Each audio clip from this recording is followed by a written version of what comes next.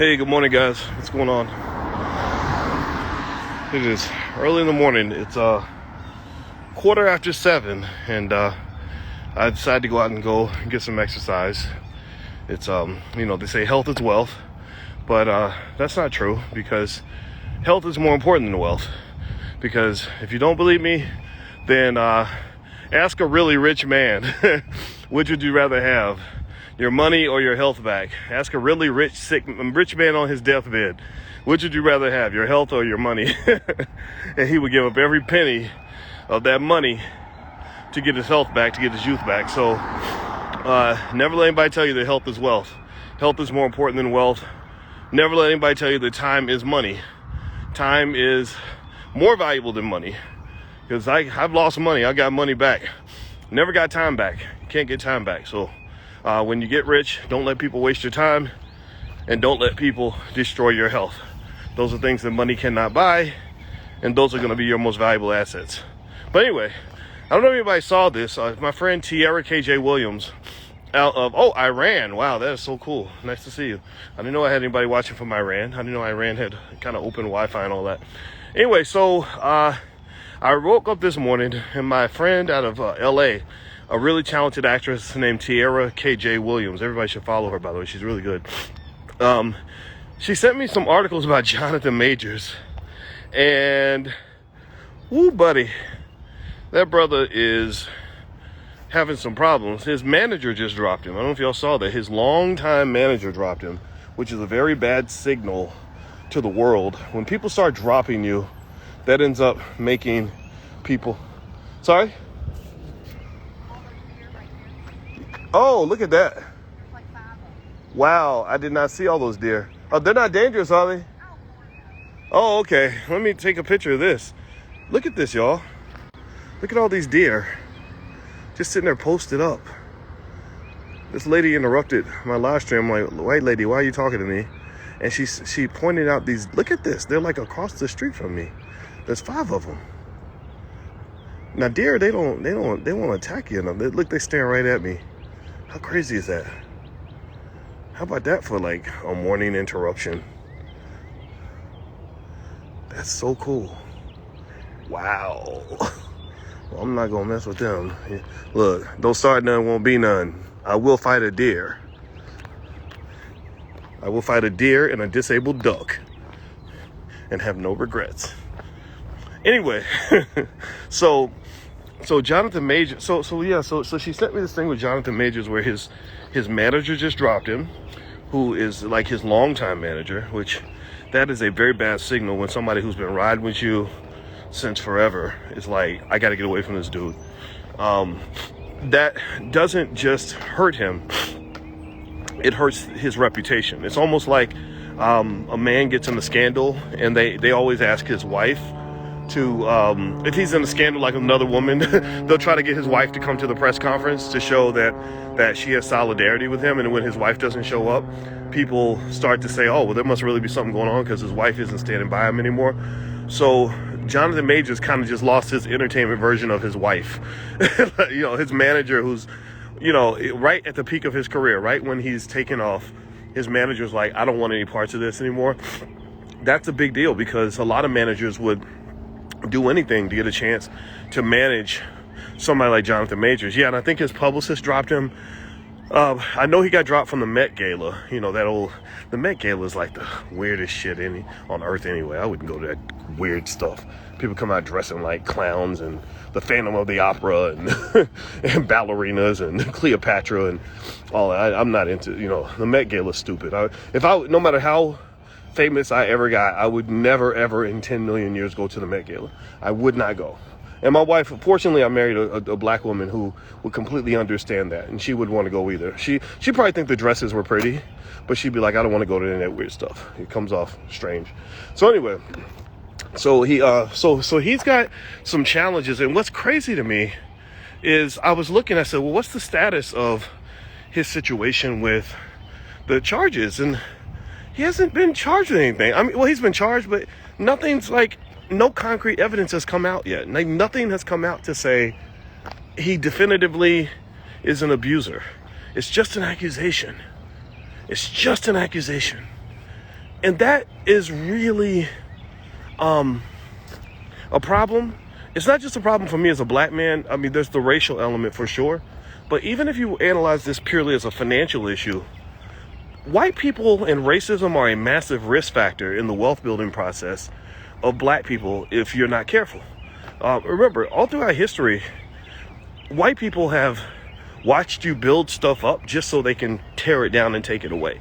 Not to say that Jonathan Majors is innocent. I don't know if he's innocent. But that's the thing. They don't know either. But they're acting like they know.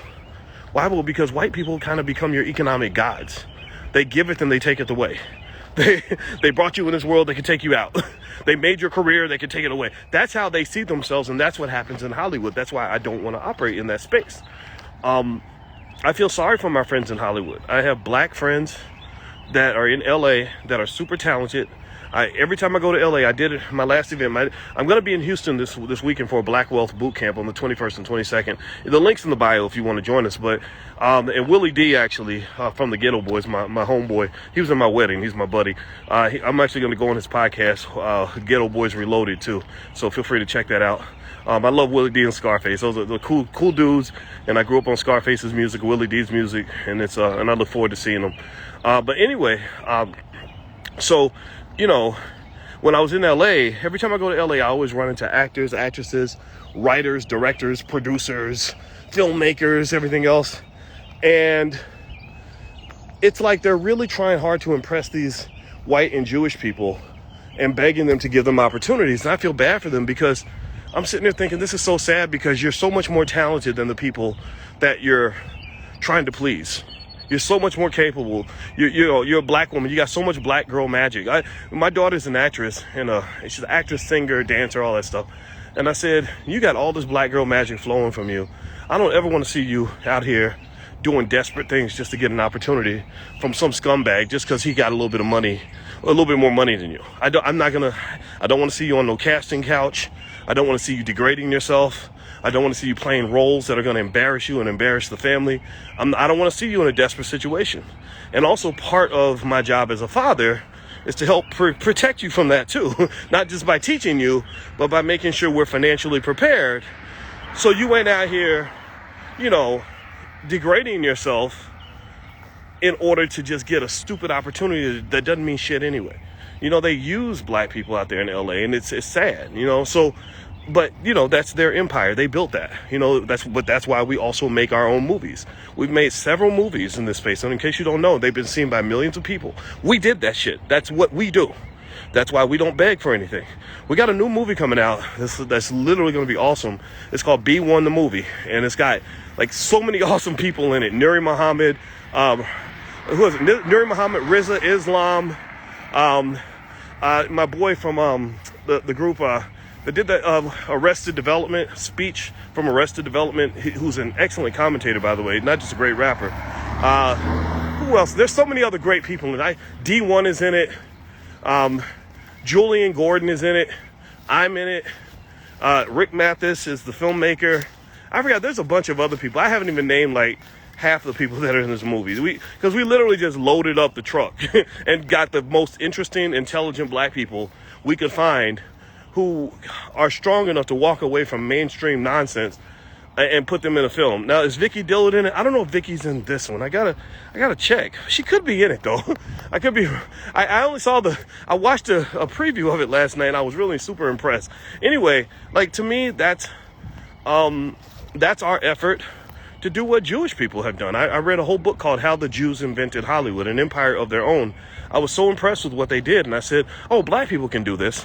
And we can do it better because I'm smarter than they are anyway. I know more about economics than they did when they started Hollywood. It just takes time, though. It just takes time. So, long story short, I think Jonathan Majors, is he getting a raw deal? Yes, he is. Is he being treated unfairly? Absolutely. Is racism in the building? Of course it is. It always is.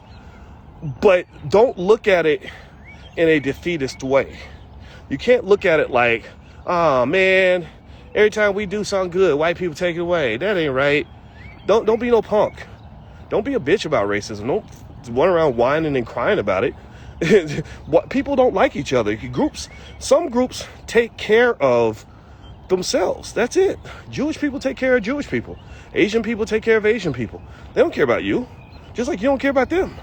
You know, so can we get black people to take care of black people and create spaces where we're safe? Because I'm gonna tell you this: how many of you right now, if you were making a movie and Jonathan Majors wanted to star in your movie at a fair price, how many of y'all would love to have Jonathan Majors in the movie? Raise your hand. I know I would, because I think the brother's talented. And yeah, does he possibly have some Ike Turner in him? Well, let's investigate. If he does, then we might have to work on that. We might have to heal him. We might have to help him with his trauma, make him into the man that he needs to be, teach him what appropriate behavior is with a woman. Maybe that's it. I don't even know, though. I don't even know if that's the case. We don't know that yet. That's the thing. We don't know. But if that was the case, I wouldn't deal with it the way Hollywood deals with it. They will throw your black ass out like the garbage. They will throw your black ass out like you are a diseased skunk.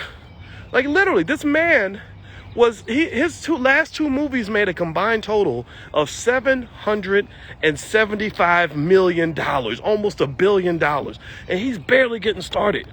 The next Marvel movie, the Avengers, the Avengers Dynasty of Kang, is predicted to make $3 billion. It'll probably be, I think it'll be the first $3 billion movie. And so you got a lot invested in this guy. Is there a way to, kind of just fix some things and kind of keep it moving, or must he be thrown out with the garbage? And that's yet to be determined. I mean, Marvel has not really spoken about it much. They're probably waiting to see, which I think is the best move. If I were Marvel, I would wait and see. I would look at the evidence. I would talk to him, talk to his team, try to, get assurances that nothing like this is going to happen anymore, and kind of move forward. If he's talented, he's talented. Do you know how many artists in history have been disturbed people? Really? Look at how many artists you have, from Elvis.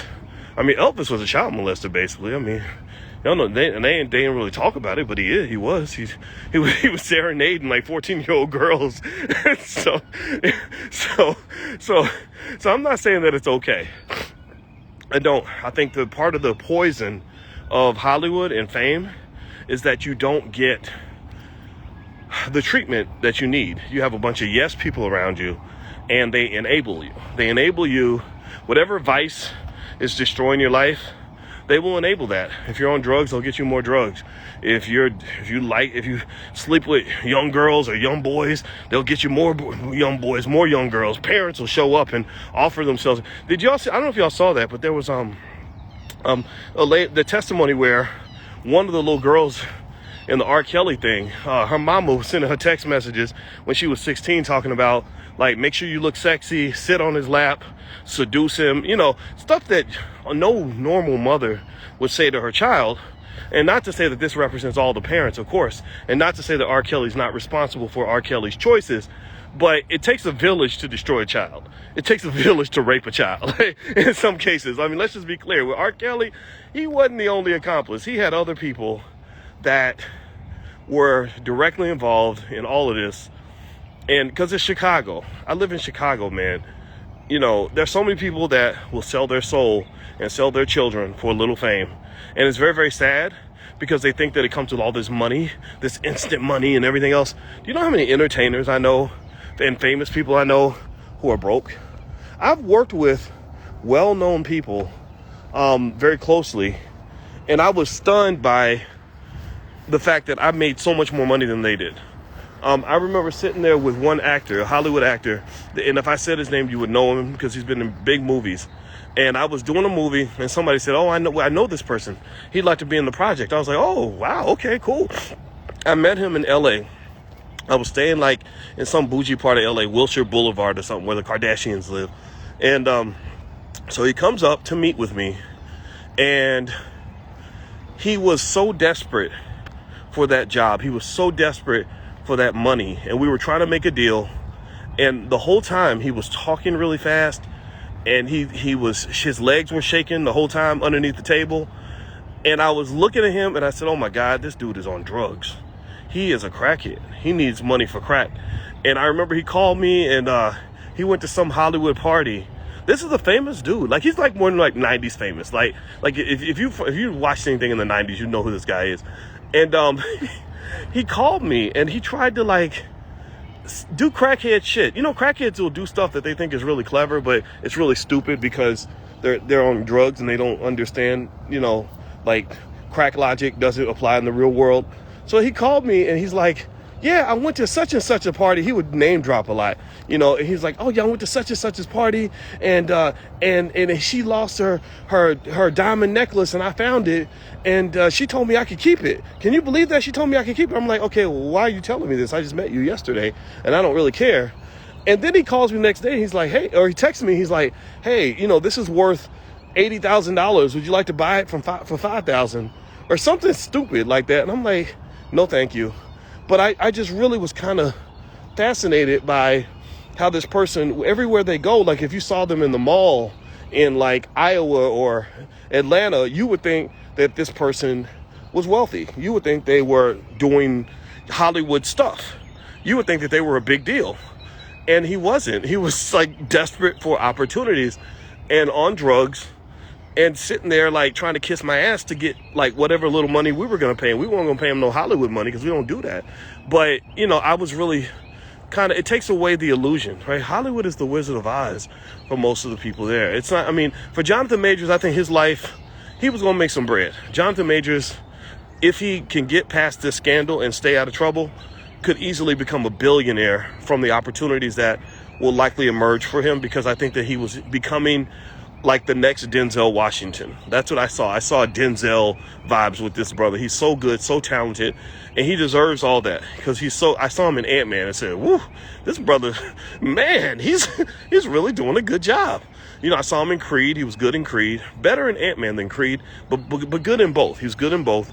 And I think he's still good. He's always going to be talented.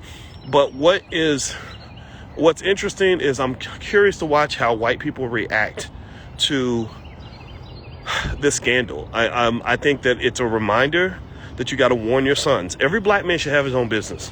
Black men should not be trying to dabble in these spaces because the margin of error is so small. I wrote a book when I was on the faculty of Syracuse years ago. I wrote a book called What If George Bush Were a Black Man? And in the book, my whole premise was that when you're black in America, the margin of error is extremely thin, especially for black men. And I use George Bush as an example because I said, here you have a guy who wasn't, you know, he wasn't the worst, but he wasn't the best. He was lazy.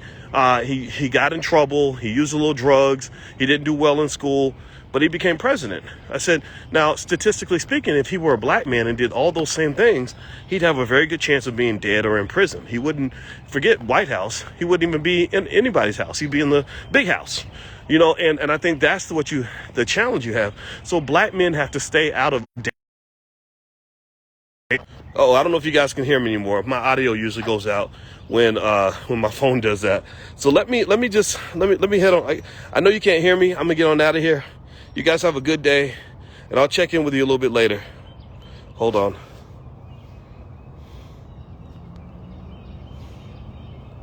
I'm gonna try to text you. Hold on. I don't even know if you can hear me anymore. Oh, am I good? Is my audio out? Can you hear me? Oh, wow. Okay. Well, usually when my phone gives me the warning, like, you know, like your battery's about to die. It's such a stupid phone. I got to get a new iPhone, but it'll like stop. The audio will stop. But I guess this is my lucky day. But yeah. So I think that black men should stay out of dangerous spaces and they should stay out of desperate spaces. You know, like I'm talking about like corporate America, the same way. It's not just the limitation of opportunities that's the problem. You got to understand this. It's not just that you won't get the best job you deserve, or you won't get the raise and promotion you deserve, or the acknowledgement you deserve. It's that it's the risk of it all too.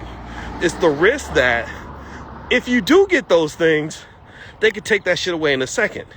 Do you understand what I'm saying? Like if you get those things and you get accused, like you know, some white lady on your job wants to sleep with you, and you go give it the black love, the magic stick, and she suddenly gets disgruntled and paints a narrative of you that is not true. It won't matter. I need you to understand. They're not really gonna investigate. The only investigation they need to do is, okay, we need to get him out of here just in case just in case what she's saying is true. And I've just seen it happen 1,000 times. So my feeling had always been, the reason I quarantined myself, I socially distanced myself from those spaces, is because I said, if I bust my ass, I've always been what I think is I've always tried my best to be a good man. I've always tried my best to be a hardworking man. I've always tried my best to be a law-abiding citizen. And I never went to jail. I never done nothing stupid. I've always thought through my decisions, going all the way back to when I was 19, because I had consequences. I didn't grow up with a silver spoon. I didn't have anybody to save me. I've never had a person that could save me my whole life. My own parents were like, "You on your own," right? That's life. That was, that was the benefit and the curse of growing up the way I did. And I remember thinking, I'll be damned if I'm gonna be this hardworking and have you degrade me. I'll be damned if I'm going to make all these good choices and have you still treat me like a criminal. I'll be damned if I'm going to bust my ass, work this hard, become this skilled, and be judged by an inferior person. And I'll be damned if I'm going to accomplish this much and build this much and then put myself in a space where it could be taken away just like that. You're not going to take my shit easy. If you come take it, you're going to have to fight me. And I'm going to be in a space where it's going to be hard for you to come get me. That's why when they talk about stuff like cancel culture and all that, I don't worry about that shit. I love talking to Ice Cube because he was the first celebrity I ever met that didn't give a damn about cancel culture. He said he had a lyric where he said, "You can't cancel a soldier." And that's why we became friends, because I was like, oh, okay, I get this guy. Like, he's ready for a fight. He's not going to buckle and fold and get scared. And I, he's in a different space from me. He does, things, he partners with people I wouldn't partner with, but I like the guy. And we understood each other. I don't care about cancel culture. I went through, not even went through, but when I had this weird thing that happened with Lizzo, where they tried to paint a narrative of that I, good morning, how are you? Keep going. All right. They tried to paint a narrative that I was some sexist black man who hated black women, all because I said we shouldn't be promoting obesity in a community that's dying from obesity. That if you cared about black people living, you wouldn't actually encourage them to do things that are going to cause us to die. And the whole media just kind of did an avalanche on me. And I did not care. It didn't affect me not one bit. It didn't. I was like, you can't touch me. You can't. What are you going to do? Get me fired? Well, that's why I quit my job. I fired myself. You can't, you're not going to take my platform. I own my platform. What are you going to do to me? You can't do shit to me. But one thing that they did do, just to make my point, I had a speaking engagement in Birmingham, Alabama with this group. It was a black group, but they were funded by white people. It was an A.G. Gaston group or something like that in Birmingham, Alabama. I'd spoken for them the year before. They loved me because I dropped some knowledge on them. I mean, it's not hard to convince people of facts and truth. So they invited me back the second year, right? I was going to get paid $10,000 to do the speech. They had paid $5,000. They paid half the deposit up front. We always get some of our money up front. And they canceled. And when they canceled me because of the controversy, I knew that it was not their decision. It was the decision of their white corporate sponsors. That's why I tell you that you must always be aware of who's paying the bills. Who's paying the bills? When you see a civil rights organization, I always look. Who are the sponsors of this event? Who's paying the bills? Because that's the person that's going to make the decision. And this is, again, finance is my thing. Money is my thing. My PhD is in money. So I understand how money leaks into systems and causes and influences people and forces them to make certain decisions. So I said, okay, I get it. You're doing this not because this is what you want to do. You're showing me and reminding me of why black people must fund our own everything. Anything we do, we must fund it. When you get excited, like we get all pumped up because, Goldman Sachs is investing $2 billion in black women-owned businesses. You don't think Goldman Sachs ain't going to put their little Jewish penis all up in every single thing that you do? Don't get me, you don't think they're going to be up in there, all up in the Kool-Aid? They're going to be ordering you around like little soldiers. They're going to manage you like Hitler managed them. If you get out of line, Negro, you losing every penny of your funding, every nickel of your funding. And this is not anti-nothing. I'm not even criticizing them for this, because if it was my money, I'd do the same damn thing. If you put $2 billion into something, you're going to maintain some control over that money. Goldman Sachs manages capital. So when they're investing $2 billion in you, you are the capital. They're managing you the same way a farmer manages his cattle. They're going to make sure that you don't get out of line. So if Goldman showed up and wanted to give me a bunch of money, I would probably say no. That would be my first reaction. And the only way I would say yes is if you sign a document telling me that you have no say over what I do with this money. In fact, that was just to tell you guys a truth.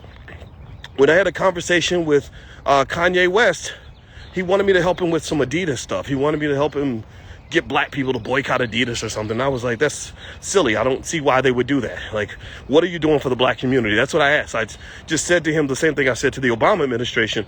I was like, you want these things from black people.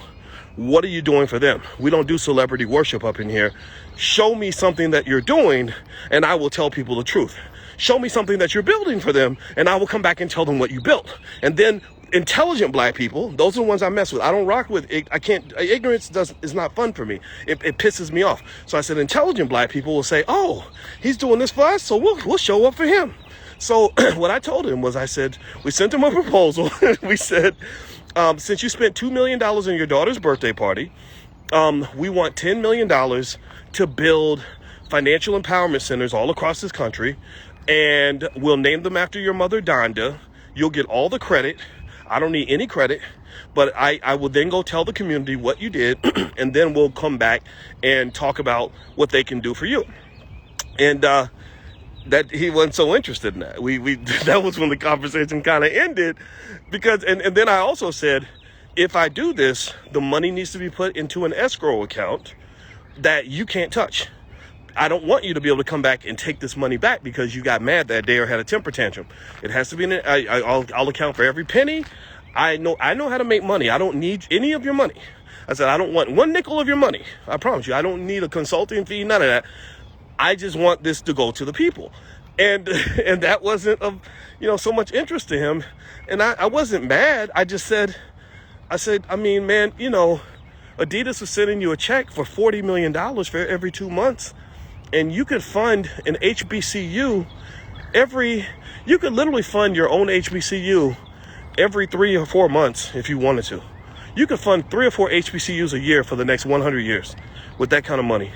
I don't understand why we can't do something significant for black people with that. Not to say that he's doing nothing, but it was very frustrating. It's very frustrating for me, a man who understands the power of money, to look at your finances in extreme detail and see hundreds of millions of dollars sitting right there that could literally change the world tomorrow if you trust me and allow me to do what I do. I myself have put millions of dollars into the black community. I probably put the last 10 years, I bet we've invested 10 million in black people, at least 10 million, probably more like 15 or something. It's a lot, right?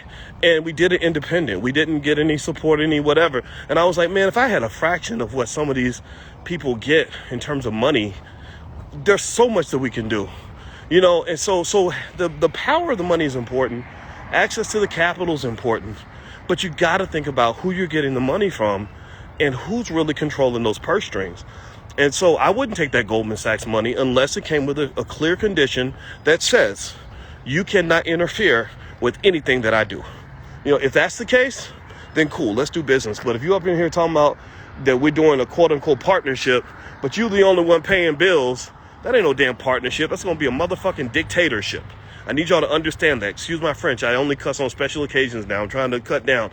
But seriously, that ain't no partnership. That's a dictatorship. You ain't no equal partner when they put up 100% of the capital and all you doing is showing up and doing the labor.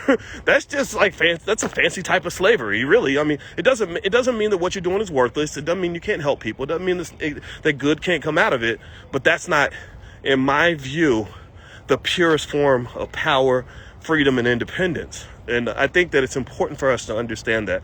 So anyway, See, y'all done messed up my whole morning run. I was supposed to get in some miles and get some cardio, so I'm gonna hang up on y'all right now and get back to work. But have a good day, guys. I'll be in Houston this weekend, 21st and 22nd, a 2-day Black Wealth Boot Camp. I'll also, while I'm in Houston, if you want to learn more, just hit the link in the bio. It's right there. It's the Black Wealth Boot Camp. Also, I'll be on the Ghetto Boys Reloaded podcast with my buddy Willie D. I love their podcast. It's so much fun. We're going to do that while I'm in Houston. And what else?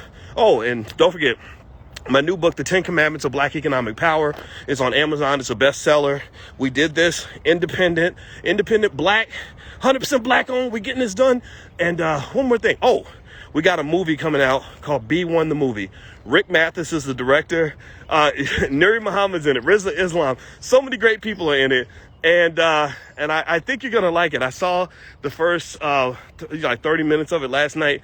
And Rick really helps me with